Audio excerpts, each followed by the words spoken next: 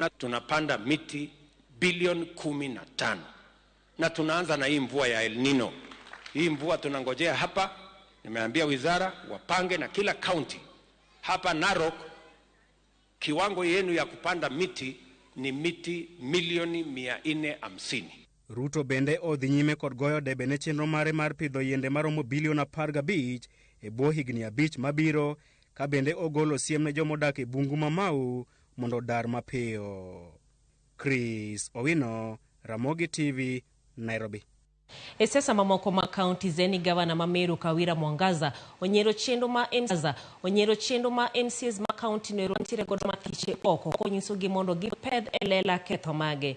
Koloso kod od fwambo moro mar oganda Jomeru owacho ni MCs go ichuno mondo ket kokgi e chendo mar tiche oko kod josiasa mane uyombo e yiero mokalo. Ne odok ne rekod mare e wi weche mag dongruok ma olero ni sirkal mare oseketo omenda mathoth e chendo mag dongruok ataro kod weche mag josike mag siasa. I've talked to several MCAs, nisikia what is the problem, because after the deputy president Rigathi Gachagua ambaye alipatiwa nafasi na president wetu kutuunganisha na kutuweka pamoja, we've been working together for more than 5 months, but of late 2-3 weeks ago tumesikia mambo tena, and after calling so many MCAs wameniambia kwamba ni kusukumwa na vyama, na wanaposukumwa na vyama wanaambia kwamba watatolewa kwa chama, watafukuzwa.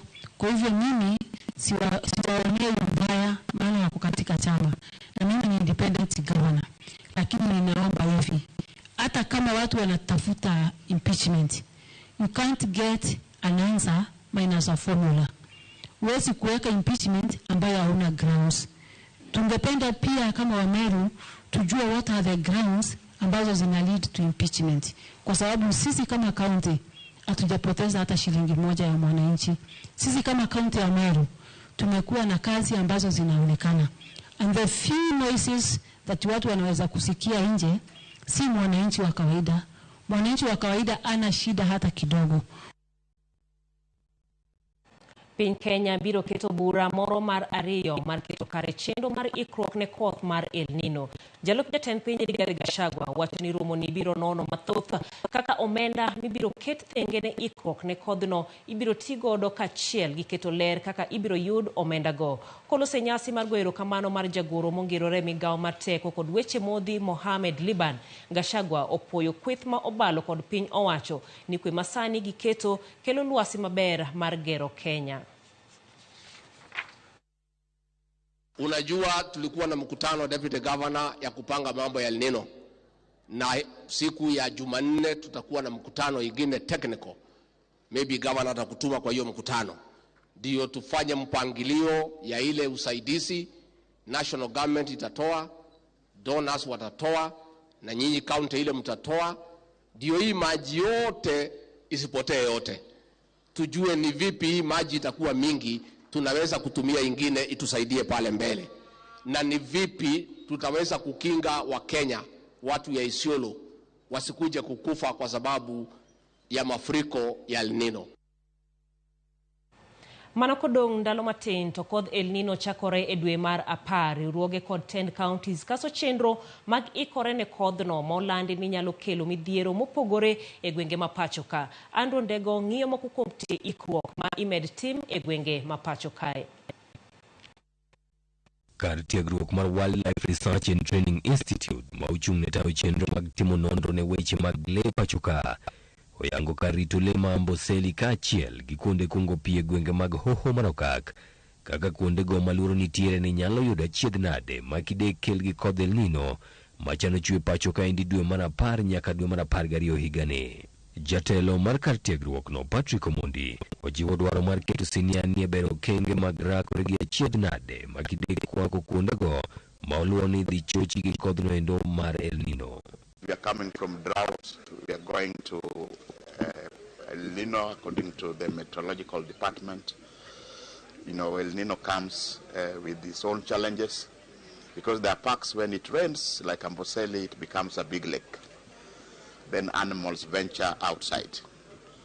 So the management authority, the Kenya Wildlife Service, I know they are preparing for the impact of El Nino.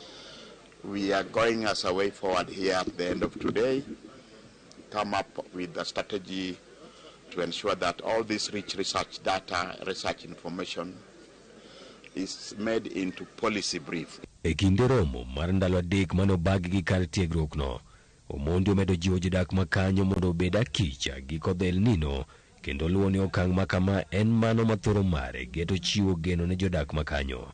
Olero ni giketo okenge mar bero wach horo mane otimore higni 2 mokalo manoweyo le mathoth ka owito ngimagi.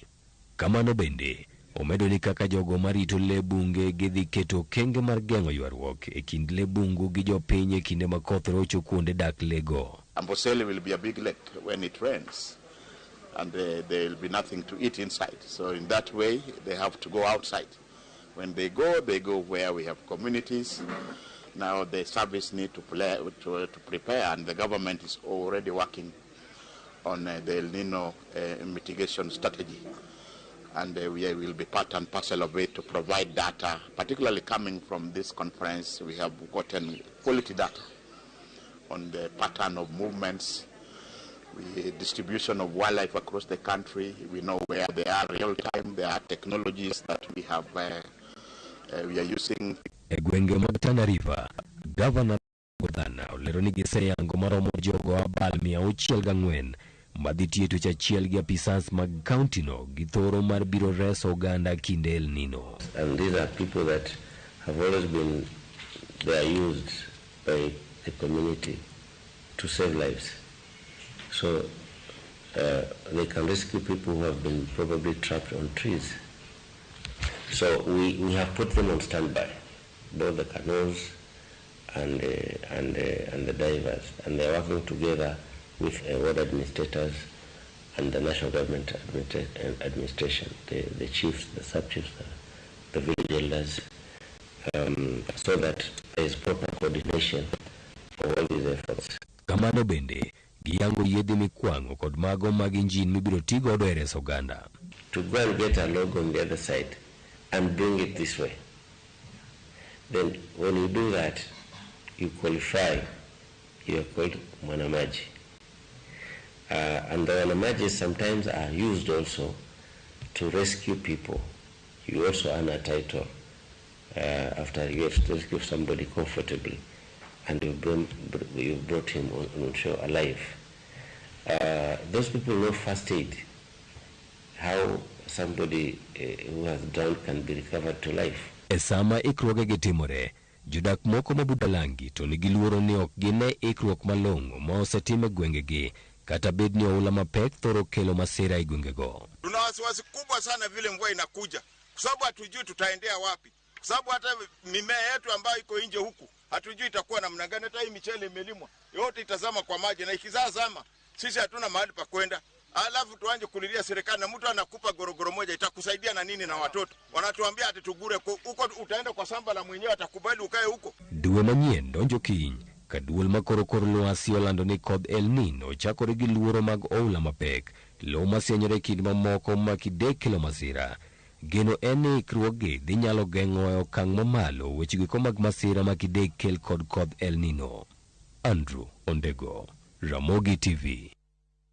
Midhiero maluoro Director General machon mar duol mar Communication Authority Ezra Chiloba medore ka duol manono mibadhi pacho ka EACC koro dwa chako none.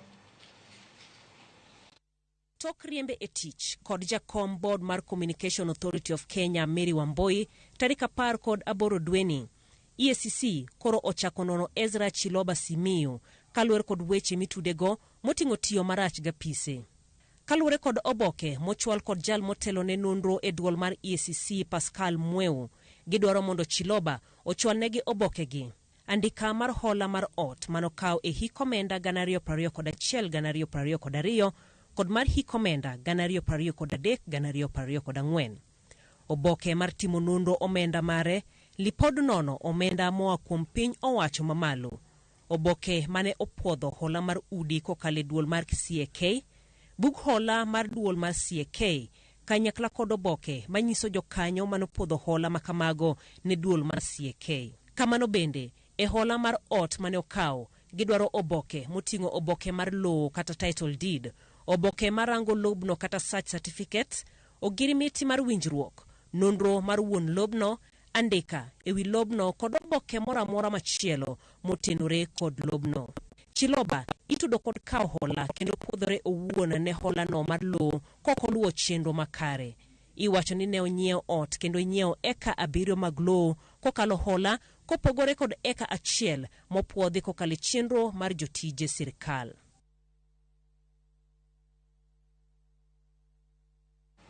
Piny owacho olando ni gibiro keto omenda makore lach mar bero dho wedhe mayudore e kaunti ma Homa Bay. Jatend migawo matudo kod lony manyasani Eliud Owalo wacho ni mae biro bedo achiel kuom weche mag dongruok ma jatend piny William Ruto biro mulo e limbe mare e kaunti no giko juma manyien. Owalo mabende noten kod gavana Gladys Wanga kod jagoro mongirore e migawo mar arita Raymond Omolo olero ni bero dho wedhe magin Kindu Bay, Mbeta kod Homa Bay biro bero lwasi mar wuoth kod limbe e kaunti no.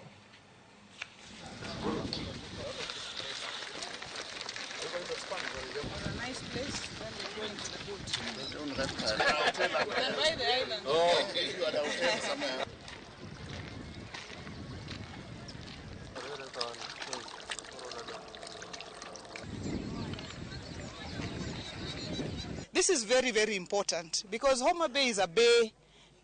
This is a bay town. Without the bay, there is no Homa Bay. So it would really, really be good to have the bay opened up and to have big ships coming to dock here. And we're asking ourselves the question, what will the ships carry? Now that is a question that we have to answer as the people of Homa Bay. Meli itabeba nini, ikienda nayo, Tanzania, Uganda, na mahali pengine. If these piers are revitalized, we are going to open up this region to commerce with other countries and other regions. So there are 2 fundamental objectives here. Transport for the people of this region and also trade and entrepreneurship and commerce. That will open up this region entirely, and it will facilitate a situation where we have got the people of this region benefiting by way of income. What we are doing is to appeal to the residents of Homa Bay County that these investments are supposed to make a difference in the lives of the people of Homa Bay. So we need to take advantage and ensure that once the projects are completed and even as they are being undertaken, there are opportunities for employment for our youths, and we need to take an interest and participate in them. Riwruok mochung'ne rango dongruok e alwora ma dho wedhe kaunti ma Kisumu mong'ere kaka Kisumu Lakefront Development Corporation oyango chenro mar loko lwasi mar bomano kamenyo dho nam kaka yorno mar ywayo joket mwandu manyalo kelo dongruok kokalo kuom siro kwan mag magawa migero e dho wedhe. To mana kaka lipota marwa Millicent Adhiambo miyowa ler, ma en yo mar temo bero limbe e alwora ma Nyanza kod Imbo mar Kenya kokalo kuom tiyo gi nam lolwe kod mwanduge. Ento higni mahewo adek, bang' tend kaunti ma Kisumu, ne muko moko kuom magawa mane oger e dho nam e bomano mondo ne owe thuolo ne gedo mar port ma Kisumu. Migawo mar limbe sani oduogo kendo mayore kod chenro mag gero magawa mag tongone mopogore e dho nam kaka yorno mar bero weche limbe kokalo kuom joket mwandu manyalo kelo dongruok e alwora ma Kisumu. Magawa makamagi thothne igero e dho wedhe e rang'iny mamiyo ng'ama olimogi chalo gi ng'ama odhi tongona kendo ywere e alwora mar nam chumbi. Ber mage matimo dongruok e yor gero magawa makamago e dho wedhe ma Kisumu kod alworane ni godo kendo nyalo kelo ne jodak. Jo Kenya mang'eny ong'eyo mana ka gidwa dhi holiday to gidhi Mombasa mondo giyud kama chiegni gi beach, ama gidhi Masai Mara chiegni gi le miluongo ni National Park. Koro kaka wasebedo gotende mantie tie nam kendo beaches mabedo maler kamintie gi kuoyo mantie tie nam, waneno ka jolimbe biro medore, particularly jok maluongo ni holiday makers, in most cases have been opting to go to Mombasa or Masai Mara. Koro with a lot of hotels, beach hotels, magerore Kisumbwaka, gerore Homa Bay, gerore Busia, gi Migori. waneno ka wabiro mana bedo e kiwango achiel gi Mombasa kaka gin gi beach, wambe wan gi beach, to marwa ni moloyo en fresh water, ok otimo chumvi kama Mombasa cha. Miyo wabedo attractive, miyo wa attract welo moko gin jo Kenya, moko be oko mag Kenya, moko be wan kuondewa ma jodak machiegni kodwa kae ema biro to yudo services wa offer. Anyal Mabende en manager mar achiel kuom magawago ma ogere dho nam. Omedo ni magawa makamago ka omisir mowinjore to biro yaro kendo bero weche limbe e alwora mar Imbo mar Kenya. Wach mane osir kod nyawadgi Dan Odhiambo. As a region and as a sector, what we need right now, nikech we already have the facilities, we already have the attraction sites. What we need right now is publicity. We appeal, and we've been working closely with the Kenya Tourism Board, which is mandated to market all the tourism activities within the county. Basically, that's it. There's opportunity, there's potential. We need investors. For investors to come, the basic things must be sorted. Then we can compete not just with Kenya and thing. We can compete with even other countries in East Africa, so that we also drive tourism traffic towards this region. Jodak to ni kod wach mane ewi dongruok mar boma ma Kisumu kokalo kuom kwan magawa ma imedo ger e dho wedhe. Amor sana kuom beaches mikelo Kisumu ka nikech sani koro kelnwa Mombasa machiegni. Koro onge tiende mondo wadhi all the way nyaka Mombasa. Sani wanyalo bira ka at lower cost to wayudo every services ma wadwaro mane wadhi manyo Mombasa kocha. Amor sana kuom rate ma otende mag beaches medore godo e pinywa mar Kisumu kae. Osevo wa pesa mang'eny. Sana nyalo tero nyithinde trip ma ok chandra gi pesa mang'eny. Ka giyudo matin takelo gi akela. Imiya yot ka ajaus rech to welo mobiro go. Kapo ni ok anyalo uso gi otendgi, to welo nyalo samoro wuoga oko. Magene kit mag wauso. Gin rech mogole na. Koro gimor gi rech mouso gi no. Kendo gikawo ka chuny gi ler. Otende go.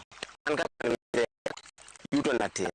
Samoro nyithindo mondo abal tergi tuwa kaka machielo tero nyithindegi kata ni not bedo ni Desemba mora bae kode. To koro miya yore ga jawuotho gi tienda. Tachopo hotel like Galo Luxury Hotel ma wan go machiegni. En gi gik mopogore minene iye kanyo. Inyalo madho nyasoti moro ka ine bet gi pipi go bo ng'ango mibete no. Koro abanyalo moro jooda nikech an kod machiegni ok atiyo gi pesa mang'eny ka dhi manye mabor. Ka wan kijende wachako pith mar gwen. Sani koro chiro konya koso. Wadhi kanyo to wayudo chiro mapiyo piyo. Ami yue be chiegni kata ka ero dhi bayo gi minot kanyo bende adhi adhiya mapiyo piyo. Kalure kod tend county ma Kisumu giyango ni biro mag magawa ma igero e dho wedhego onindo e tanda achiel kod chenro ma gin go mar loko lwasi mar boma Kisumu komenyo dho nam kaka yorno mar bero limbe kod neno ni dongruok olorore ne oganda duto e county no. Kisumu wan gi nam, Nyasaye ogwedho gi nam maduong'. Koro nyaka wasung nambni. To wanyalo mana sunge kwa yawo dho nam mondo ji one. Kech kwa loso 17 kilometers mar waterfront, iluongo ni waterfront. To koro mano welo moa kata Kenya kama East Africa broad kech wadwaro ni sani kibiro to kimadho chai Imperial Sarawak kia Acacia. Idhi madho chai kata mana marina moro e dho nam kucha. Makibet ihuso gir moro godhiambo to pigoi. Koro wadwaro ni wadhi lose kar welo.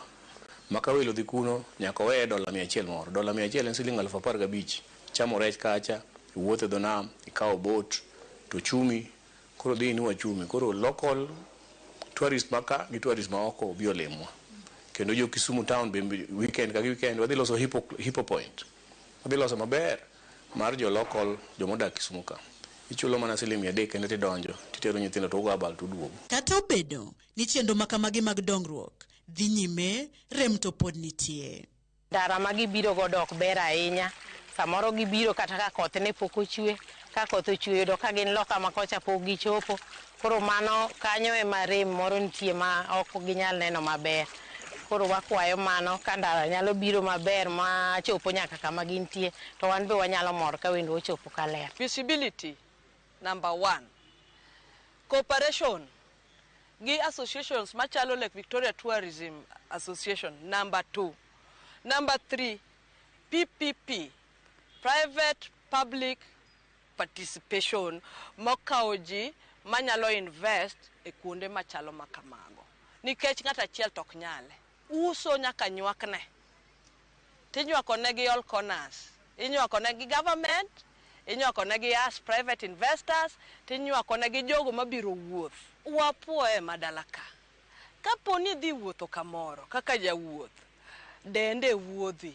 Kaponi nitiere kumoro mineno ni nyaka wakonyere godo mondo walosi, dhano ema koso, miwauru feedback mondo watim nade, mondo wager Kisumo wane jowuoth, both business and leisure travelers. E sama Kisumu medo bero weche limbe kokalo kuom dongruok e yor gero magawa e dho wedhe, jopiny to nigi wach mane kata lokruok mage gombo no bedie. Agombo ni ubede gi gimoro manyasesitaji manyalo konyo ni yawa gini kokel kacha 30% kata 70% mag community oyude tich e kanyo, oyude kata askari gongo joma jo KK guards yomo kucho. Jokanyo yango nigi rwako chenro ma kaunti ni godo mar gero apaya mar kilomita 26 e dho wedhe ma bende biro mwonyo omenda maromo bilion 1.4 ka giwacho ni mano biro medo ywayo joket mwandu kendo bero yore mag yuto e kaunti ma Kisumu. Seche ma jokanyo kaachiel kod ten county temo keto okenge mag bero weche limbe kokalo kuom medo kwan magawa e dho wedhe, jopiny bende yango ni okang' makamago miyo gi yot kotenore kod weche tongona kendo medo kelo negi dongruok machiegni kodgi. Millicent Adhiambo, Ramogi TV, Kisumu County. Erokamano ahinya Millicent Adhiambo kuom lipota machalo koda mano mabende aneno ka yawa mopogore omor godo kod chenro kanyakla kod lokruok ma bende timore e kaunti ma Kisumu. Ramogi TV lere dala mar Kabondo, chiro mar Kowuor Center mano Fernandez, nyakwar leo Ramogi TV neno maler Westgate Rangwe, iwacho ni puoyo gima Ramogi Radio otimo e gweng'. Ramogi ler kabisa kendo winjore mano Dalmas Britton kod Michelle kawuok Amiyo constituency, iwacho ni oserito El Nino manyaka nene to oduma ema koro tuo to sirkal osiko manani waikre. Donge giwacho ni chakre dwe manyien chakore odiechieng' makiny. Lucy Akoth kawuok Seme Kadero, Ramogi TV neno maler kendo inene kod mama ni Carolina Nyango mar Nyalego Barding, Makaluga Japeng mar Abom Center, erokamano ahinya kod Lucky Akoth kawuok Seme Kadero, Ramogi TV bendi wacho ni neno e yonoero makare. Wadhi mane yweyo machuok ka waduogo frontier koda chenro marwa mar mine wacho kikidhi mabor.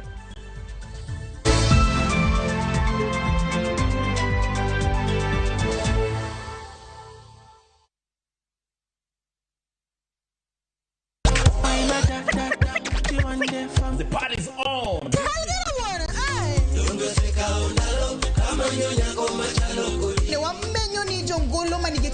Watu wachukulie art as something yenye iko na value. Sherehe o'clock nye kwa Ramogi wangu chopo samakoro. Chapa muziki wote tucheze. Oye, oteka ingene ukathothi kwa Ramogi wangu omora hinya kod chenro. Adek Malieta matatu Kalema vipi? Shirona do, Shirona ni sponsor. I'm a piano. We go shoot. Sold out. Lungani linda mnyenyakati? Lungani kolokol instrumental. Tumdagmor, ngesu kangesu, sangwen otieno. I feel like they want the best for me. Shabikia na mia. Bet with 100 Kenya shillings or more kwenye shabiki.com for you to stand a chance of winning amazing cash prizes whether your bet wins or loses. Kila Tuesday, 25 winners wanashinda 5,000 Kenya shillings each. Na on Friday, 5 winners wanashinda 10,000 Kenya shillings each. Register, play and win. The more you play, the higher your chances of winning. Not recommended for the persons under the age of 18. Authorized by BCLB number 587. Asante kwa kunipigia simu. Nathamini simu yako. Nitaipokea simu yako. Iwapo sitaweza kuipokea simu yako, nitapiga nitakapopata nafasi. Dial *811*274# to get asante kwa kunipigia.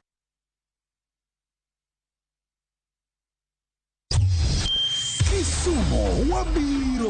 Shughuli ni pepo zaidi msikilizaji. Haya, Safaricom Chapa Dimba imefika ukanda wa Nyanza kuwabaini mabingwa katika fainali zitakazoandaliwa Jumamosi ya Septemba tarehe 30 na Jumapili Oktoba mosi mwaka huu ndani ya Moi Stadium Kisumu. Beki Mwamburi na Steve Shitera watakupeperushia matangazo ya fainali hizo live kwenye station yako number 1 Radio Citizen na kunogesha mambo zaidi. Mzazi Willy M. Tuva na DJ Flash tutakuletea Mseto Extra Live kutoka uwanjani jijini Kisumu. Safaricom Chapa Dimba. Cheza kama wewe.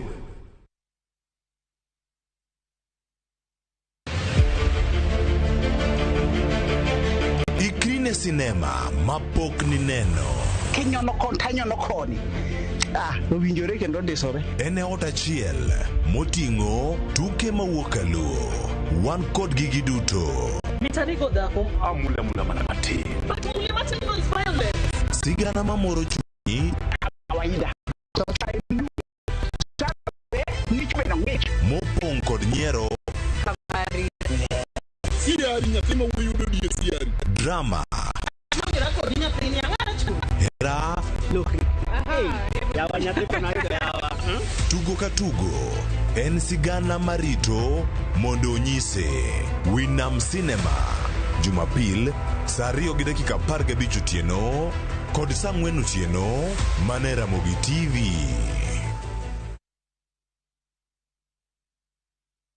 Jipange na view sasa uduogi ber mathoth. Yurtolo wabedo jaloch mar omenda miloyo pile ka pile ka ineno tuke malombo ji e view sasa isiling 10 kende. Wan kod 100,000 miloyo pile ka pile, nus milion miloyo juma ka juma kod grand draw mar milion 3. Mondo ibed jaloch, gima itimo yot mokalo. Dista 487*3# yier kama ondiki ni jipange na view sasa. Bang'e yier kama ondiki ni package monid points mabiro keti thuolo maber mar bedo jaloch mar milion modhuro.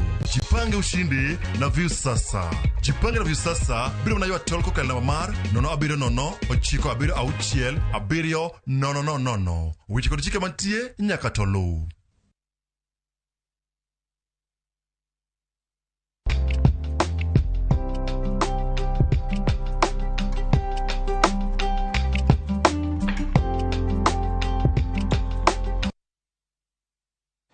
Machiegni kendo okang' mar ariyo machieno nindi mar weche manyien mag OIMORE, kumba bende wadonje twak maro mangeso kangeso mano mar mine wacho. Chakre odiechieng' makiny igeno chakruok koth mapek mar El Nino pachokae. Kodh El Nino biro tok kind higni 3 nyaka 5 ka koro obiro mar 3 tok mano ma higa 1997 mano kelo masira mathoth kod mano ma higa 2006. Bad migawo makoro kor lwasi olando koth mapek mabiro gi pe, pi oula, sienyruok lowo e kind midhiero mamoko. Dweni te bende wasemenyo kaka piny owacho kod counties oselando chenro magiketo ne ikruok ne kodhni. Nyaka sani piny owacho oseketo bilion 10 ne midhiero no, ka bende osemeny gwenge maromo 403 ma El Nino nyalo rocho chenro ma bende biro hinyo ji maromo 20,000. Penjo maduong' en ni bende ikruok ni oromo, to ting' mari kaka japiny en mane? Mine wacho watwa kod jalony e weche mag alwora Flora Akinyi ka entiere e kaunti ma Homa Bay. Flora, OIMORE idhi nade?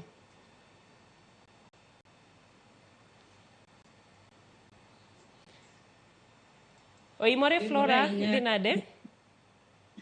OIMORE ahinya Jael adhi maber. Erokamano ahinya. Wasebedo ka wang'iyo ikruok ma bende counties kanyakla kod piny owacho osebedo ka keto mano motelo ne kodh El Nino. Ageno ni bende sebedo ka iluwogi kaka jalony. In inyalo wacho ang'o e ikruok mosetim nyaka sani? Erokamano Jael, anyalo wacho ni sirikal mamalo kod sirikal mapiny ma wawacho ni counties aparo ni oseikore koth mar El Nino mabiro ne. Ikrogego mana kaka achiel kuom jogo ma bende tiyo e kaunti mano ma Homa Bay. Sami wacho ni giseikore maber. Inyalo wacho ni ang'o gini ma bende gisetimo maber imiwacho ni mendi en ikruok makare.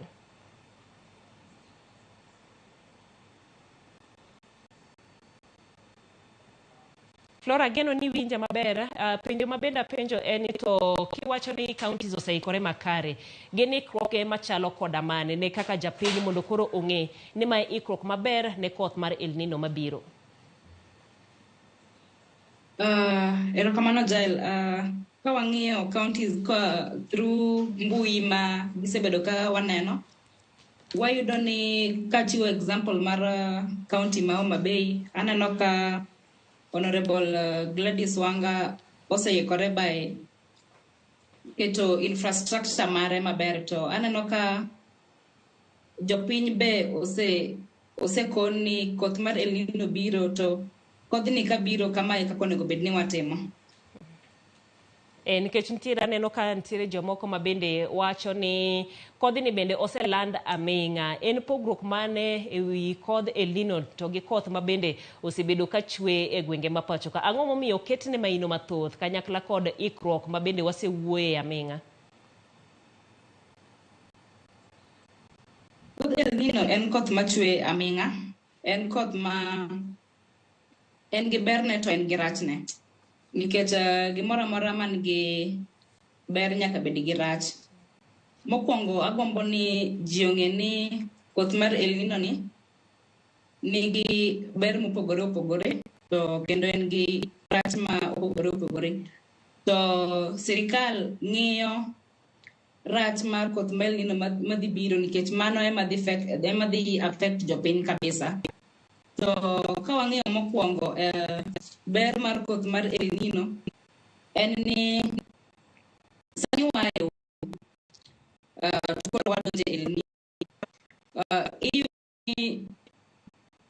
bei mar chiemo ndalo mar oro manitiere cha ne bet ka ni malo matin. To sama wa expect koth mar El Nino ni wadhi yudo ni bet chiemo dhi dok piny nikech wadhi yudo for example alote achiel ariyo dek bo mito moko manyalo bedo ka koro ti kendgi owuon, to pesa gi koro dhi bedo ni wanyalo nyiewo gi e bei mapiny. Mar ariyo wayudo ni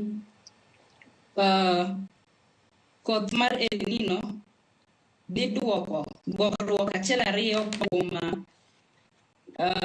kisungu wacho ni water resources ma wan godo kata hoho meke pi ma wan godo.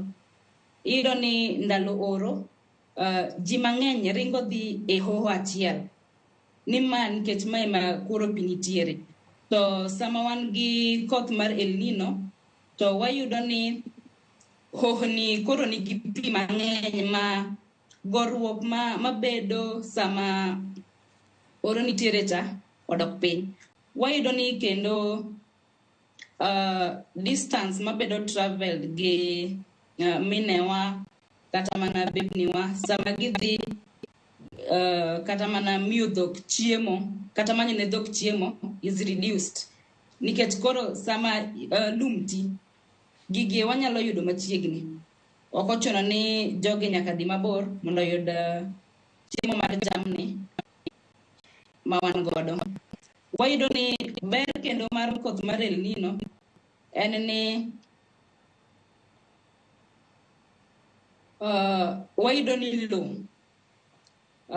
kachiwo example mar iyudo ni yiende sani tuo nikech oro mane nitiere chon. To ka wan gi koth mar El Nino ni sama omedo chwe wayudo ka yiende koro timore nade kata vegetation manitiere timore nade medo grow, to at the end of the day wayudo chiemo achiel ariyo. To wayudo ni koth mar El Nino be nigi richo mare, ma richo mare ni ema sirikal osebedo ka dwaro mondo kik hiny jopiny.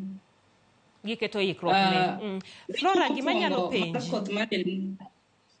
Gima nyalo penji ma bende isewacho kanyiro bel ma koth ma El Nino kelo. Japiny biro bedo ka bende openjore ni to ere kaka onyalo tiyo maber gi kodhni, nikech kaka iwache en koth mabiro mapek, entiere kod oula, okelo kanyiro sienyruok mar lowo. Waneno midhiero mathoth ma bende odhi kelo. Isewacho moko kuom berne. Ere kaka japiny nyalo tiyo gi kindeni? Be onyalo puro? Be onyalo chiko pi? Ang'o monyalo bedo notimo?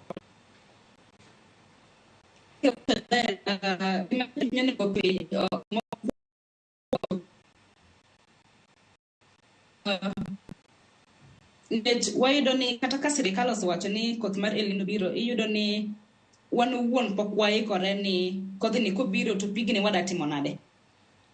Nikech koth mar El Nino kochwe mang'eny to iyudo ni odhi to odino hoho mantiere kanyo nikech ohni ma wantiere godo thany. Tema iyudo ni places mamoko iyudo ka pi bedo mang'eny kasto flooding timore.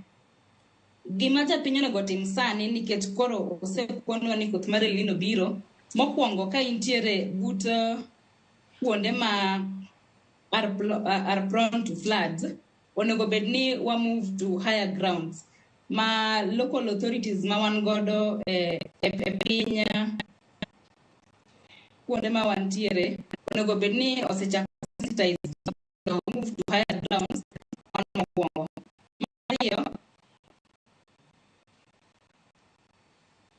Flora, mar ariyo ing'e ni sama koth mar El Nino biro to wan gi health risks ma kodhni biro godo. Inyalo yudo ni kuonde mamoko ji onge chope to sama koth mar El Nino chwe to minyaga te dhi e hohoni ma wantiere godo.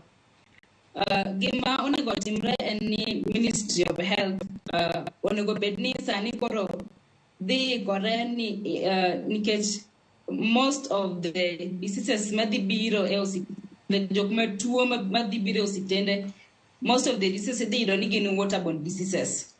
Koro sensitization nyaka tim.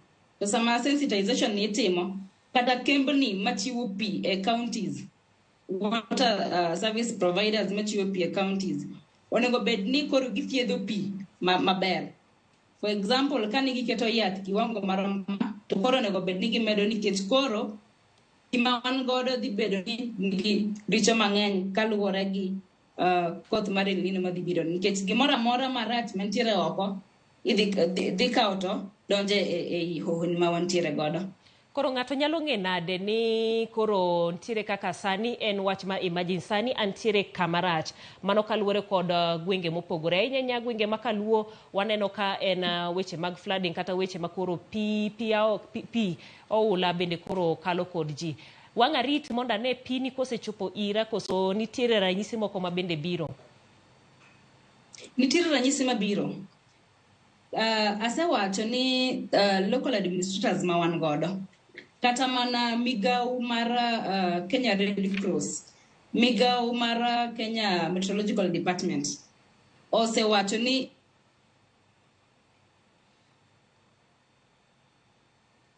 Flora, iwinjo?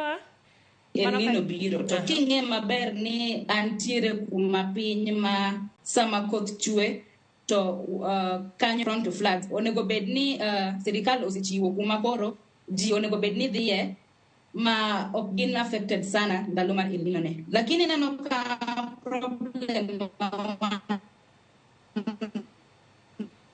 Atimo mosa mano kanyero duond Flora mabende watwak godo koa e gwenge ma Homa Bay kata e boma ma Homa Bay. Atimo mos kaluwore kod ng'ikruok mabende obedo kanyo ero mano e tudruok marwa. Kata kamano wantiere kode ka watwak e weche kata ikruok makare mabende owinjo bed ni iketo motelo ne kodh El Nino mabende igeno ni mondo ochaki e dwe mabende wadonje dwe mar 10. Erokamano ahinya Flora Akinyi bedo kodwa kod miyo pachi ewi twak machalo koda mendie mano e chenro ni mar Mine Wacho.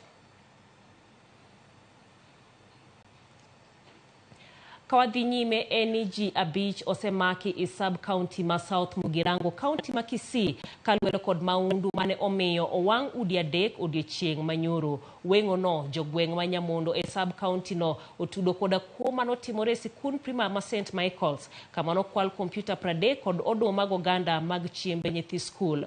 Jodak bende seyo obila ka giwacho ni kuo osemedore ahinya e gweng'ni ka nonro bende ok tim ma orieyo. Jalup komanda mar obila e gweng'ni bende wacho ni gin bende gisewuok mager mar timo apedha ne jonjorego.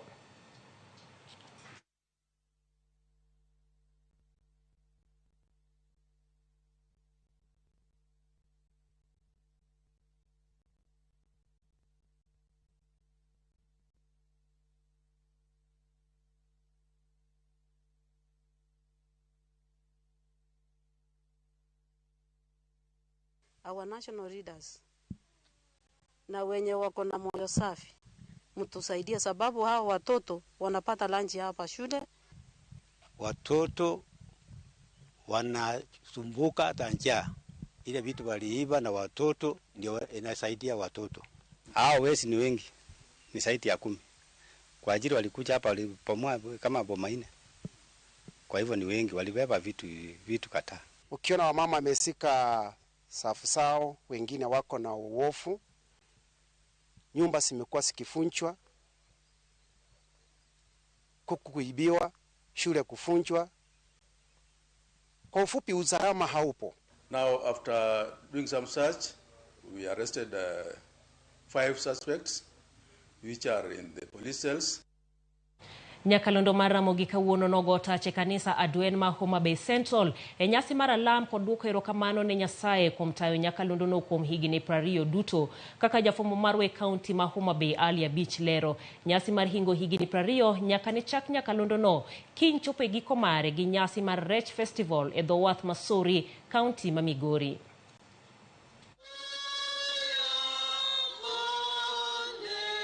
E kanisa Adwen ma Homa Bay Central SDA ka chudbura ma Homa Bay Town, jolendo mag nyakalondo mar Ramogi ne oriwore gi jokristo kod johera mag-gi mane oyuoro kar rombgi e nyasi mar alam kod duoko erokamano ne Ruoth Nyasaye kuom tayo Ramogi kuom higni 20 duto nyaka ne nyakalondo mar Ramogi ma bende ne nyakalondo ma otelo e piny Luo chako chenro mag lendo. Kweth mar nyakalondo mar Ramogi mane oyuoro e nyasi mar alam no ne otelnegi kod cluster manager Nancy Kwamboka, jatend nyakalondo mar Ramogi Victor Joma kod jalup ne Ruoth Ochieng e kind jolendo mamoko.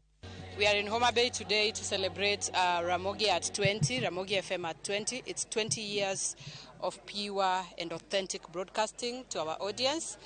We are here at the church because first we have to say thank you to the Almighty God for giving us the good health, for giving us the strength and the wisdom to serve His people, because through radio our people have been educated, through radio our people have been empowered, and through radio our people have always stayed informed. Ramogi FM is the first Luo radio station to broadcast in the Luo for 24 hours, from morning through to midnight, through to dawn.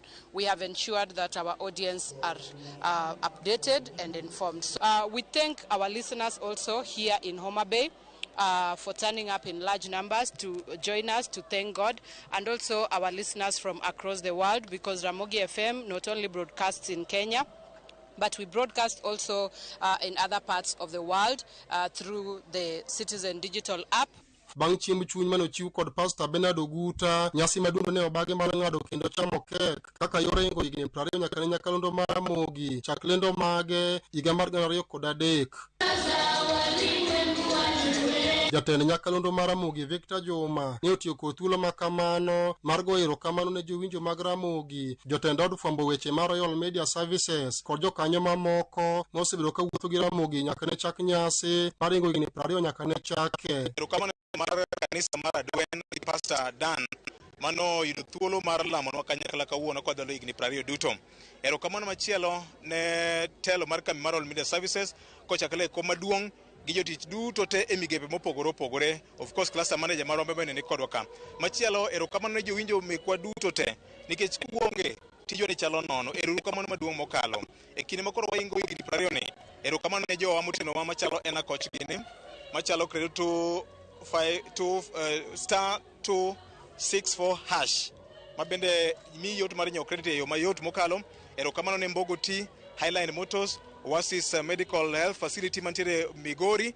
Erokamano bende ne Ena Coach, sewacho kanyo Taifa Gas, Waterbus East Africa, mabende Sui mayom kikadho namlo lekidhi Mfangano nyaka Sori. Odiochieng' makiny nyakalondo mar Ramogi dhi bago nyasi mar Rech Festival tielo mar adek ma idhi tim dhowath Masori e kaunti ma Migori, ma bende madhi tieko nyasi duto mosebedo ka ingo higni 20 nyaka ne chak Ramogi. Kiny wan Sori e Rech Festival tielo mar adek watime kaunti ma Migori kaunti kuom thuolo mokwongo. Wan kod puonj modhi wang' achiel mag weche mag kungo gi hola, weche mag ngima mag jonam, weche mag chiro, rito alwora marwa, ngima dhano, health e kin mamoko. Waikunu mathoth odiochieng' mag kiny Sori e dho beach kacha. Jadolo e kanisa dwen ma Homa Bay Central Dan Sidho ka achiel kod jokanyo mamoko ne opako chenro mong'ith mar Ramogi osebedo ka timo. Mondo akaw kindeni mondo agone Nyasaye erokamano mar kelo tudruok maber gi Ramogi FM mondo mi gikel chenro machal kamani e kanisa ka gibiro gone Nyasaye erokamano for having worked with them all those 20 years. We are humbled to say thank you God, thank you Ramogi for having seen it good that you be here together with us in this good ceremony. We are so grateful. We are standing with our members, with our clients, and we are so grateful to partner with the Ramogi TV and Ramogi Radio. This is a very great day for us. We are really grateful and thankful to RMS and Ramogi FM at large for this opportunity. Basically, our platform is where we buy and sell airtime via *264#. We are happy to be part of the 20th year anniversary. Alia Beach, Ramogi TV, Homa Bay. Familia more gwenge mag Awendo kaunti ma Migori manyo ratiro ne wuodgi mane ondhi kendo sandi kod moko kuom ojende e sub county ma Awendo tich ariyo ma jumani. Ripota mar gwenge ma Migori Jojuma miyowa mathoth. E kar sa ang'wen mar tich ariyo mar jumani e marawereno moin kaka John Paul ne ondhi kod jogo mowacho ni oyango e chuny boma ma Awendo kendo norigo kode nyaka e niang' kama ne gisande ka koro pokolo thuolo mar resore. Ne gin ji 10 to gimaka to gikete gari ka gigoya gitera nyaka e niang' ka be nayudo ka nitiere dhano madhi 30 mane nitie jo apikni ne nika nitiere probox manoting'o gige lweny. Ne gichako sanda, ne gichwada, ne gin gi baw moko igolo baw e probox, giketo baw ka moro gikete ita ka koro bepege magi chwado gi ludhe to mane gora ne ka ukidi madongo dongo tigoyo godo. Paul wacho ne osande kod ojende buora e niang' e gwego mag Awendo ka bende wacho ni pogruok manie owuok e kind ojende moriko ne sandegi ema nomiye thuolo mar mol mosmos nyaka e niang' ma otony. Kanyo ne gipogore paro ginoko kanyo koro gidwa gore nyaka kendgi giwegi. Jomoko wacho ni gin nochulgi achula mondo mi gineg nyathine to gin bende nyathine ong'egi koro kowegi dong chal ka gima koro ni gini ne iketogi e tem moro. Odhi ome Sugaland okele to nokel ng'ama ok nyal ng'ama iting'o kigole gari ok wuothi bang'e no kosedhi modhi ondiko dhoge to wachako wagole nyaka osiptal ma Awendo. Koro tok kete osiptal ma Awendo joka bende odhi onwang'o ni ok nyal konyo nikech kaluwore gi kaka nochal ok owuo. Koro gima ne ginyalo thiedho ne gikia ne gimiyo referral nyaka wagik kode Migori ka mondo gi ogoye picha. Rawerni ma bende osebedo ka yudo thieth e osiptal maduong' ma Migori kaluwore kod hinyruok mane oyudo tudo midhiero ni mane okale kod wechego mag siasa e kaunti ma Migori ma otelo ne ndhicho kaachiel kod sand mar rawerni. Familia mare wacho yendo sibedo ka yudo siem. Ne gidhi ot 3 times gotieno. Magikone nuko pona duoga Awendo kanyo to nyaka ginega. Familia ne wacho ni gidwaro mondo koro tim nonro ka otende kod sam ne wuodgi ne yudo kendo ka okang' mowinjore kod piny owacho. Koro kwayo marwa ni haki mar nyathina ni onego oyud nikech pidho nyathi tek. Mondo mi pidh nyathi magike kama koro gikeno ok otich mayot. Kendo agombo ni mondo hakine oyudre e yo mapiyo. Jatend obila sub-county ma Awendo Mathias Pombo ne oyango ni lipot ka otende kod ndhicho kaachiel kod sand mar rawerani yande giseyudo ka bende gima girito en ni mondo koro wuog osiptal mondo ndik dhoge. George Juma, Ramogi TV, Migori. En kanda moseluorore e mbui, jomosenene singore ni mano en jasiasa mabende ging'eyo mane en jatelo e oganda Luo. To bende ing'eye ni en ng'a?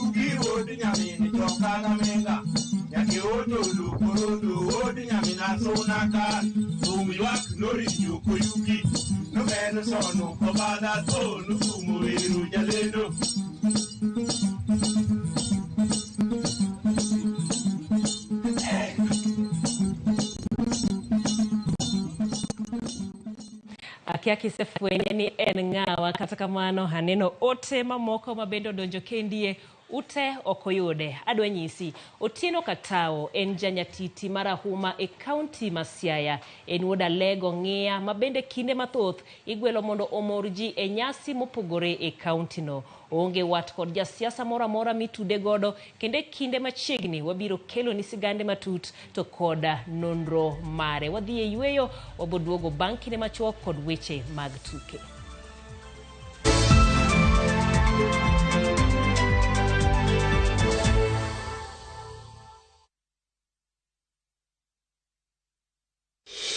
Setting up a fundraiser is now just a click away. Visit www.saidika.co.ke and start your fundraising journey today. Medical emergencies, funerals, weddings, supporting your church, school, or corporate needs, Saidika makes fundraising much easier. Once you visit www.saidika.co.ke, select Start a Fundraiser and watch your cause come to life. Share your fundraiser with friends and the global community for seamless support. Donate and receive funds easily through mobile money, debit, or credit cards. Dial *802# or visit www.saidika.co.ke and be the change today. Saidika, connecting hearts, changing lives. Together, we make a difference.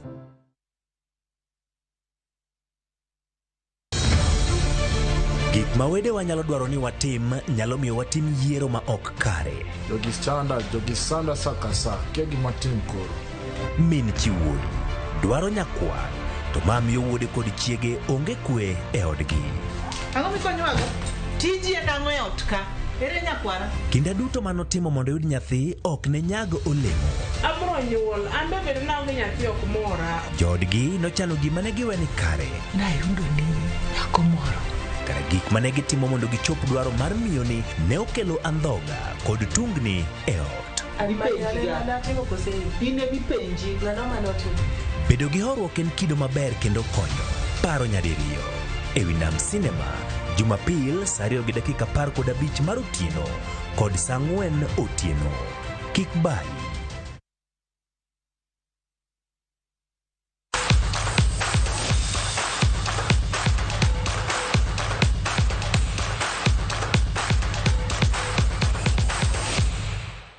Machiegni pau tuke kumobunga FC gi Plateau Queens magin timbe mawuok e kaunti ma Kisumu ong'ado tiko mar donjo e finals mag chapa dimba mibiro bagi odiochieng' makiny e alap ma Moi kaunti ma Kisumu. James Opondo noluwo tuke mag nus finals kendo kelonwa lipot kowuok e chuny boma ma Kisumu.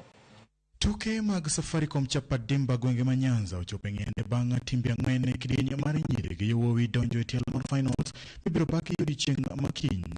Tim mar Obunga FC mawuok e kaunti ma Kisumu nong'ado tiko mar finals bang' loyo tim mar Nyaguko FC gonde 4-0 e tielo mar nus finals. E tugo mokwongo mar nus finals, tim mar Awendo Academy noloyo tim mar St Peters Wagai gonde 3-1. Any moment wamekuja kwa camp wanaletaga hiyo moral kwa team, then tuambia self belief is always the kitu ya kwanza, then unaona nikiwapatia time waji express ona matunda vile wana deliver. Kidieny mar nyithindo manyiri tim mar Plateau Queens mawuok e gwenge Manyakacha biro rakore gi tim mar Victoria Sports Academy e tielo mar finals.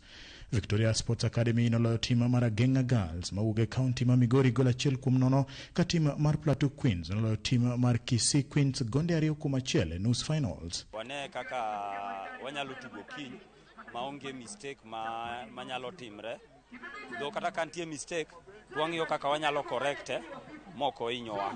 Tuke mag finals biro chakore okinyi e alap ma Moi Stadium ka johera mag tuke adhula bende noyuoro kar rombgi e tukegi odiochieng' mokwongo. Nitiere lokruok maduong' anyalo kwano ne nyithindo mosewuok kuom chapadimba.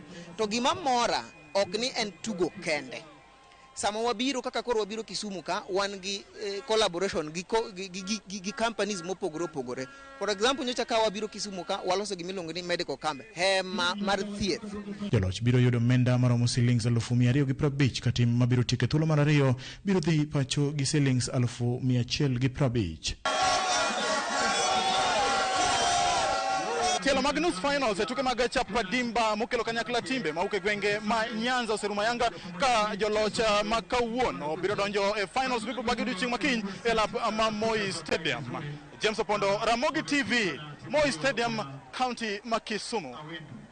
Japuonj manyien mar Police FC Zako Lugarusik nochako tich maber bang' loyo Bidco United gonde 2-0 e tugo mare mokwongo kaka kocha margi. E tugo machielo Posta Rangers noloyo Kariobangi Sharks gol 1-0 e Murang'a Seals bende onyono Nzoia gol 1-0. Nairobi City Stars bende noloyo Sofapaka gonde 2-1 ka Gor Mahia kiny nogochi gi KCB e alap Manyayo.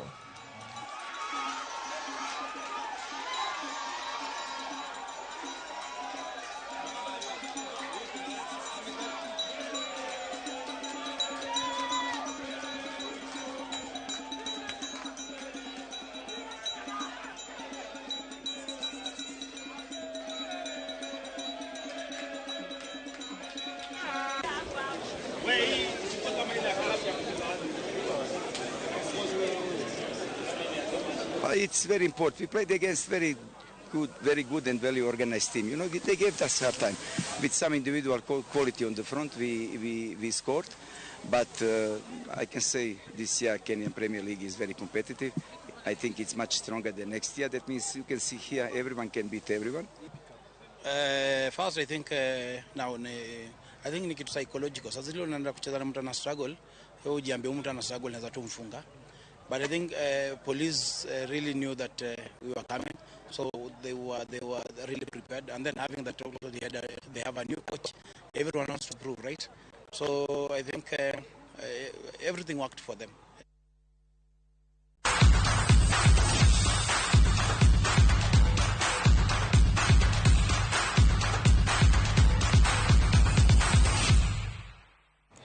Kanyo bende ema walore gode kata kamano kapok awuok mapiyo piyo oteria dek moko kendi nyisani Ramogi wacha dier Otieno Katawono odwachal gi gavana machon ma Siaya Amoth Rasanga Onyanga Jwala kawuok Uradi ka bende Tyrus Awange Jakambare wacho ni mano to en mana Rasanga kata kamano agero ni koro iseyudo ni en ng'awa ler sana mano min Laven kawuok Ombungero kamana hinya achuch makaongo Ramogi TV met kendo ler e dala ma Mirogi ka bende Virginia kawuok Kisumu iwacho ni iluwo weche manyien e yoner makare kendo imor kod Ramogi TV pile ka pile. Wang alore gi kanyi lungani Jailieta jaloko marwa osebedo Wilson Ochuka bedgo tieno maber.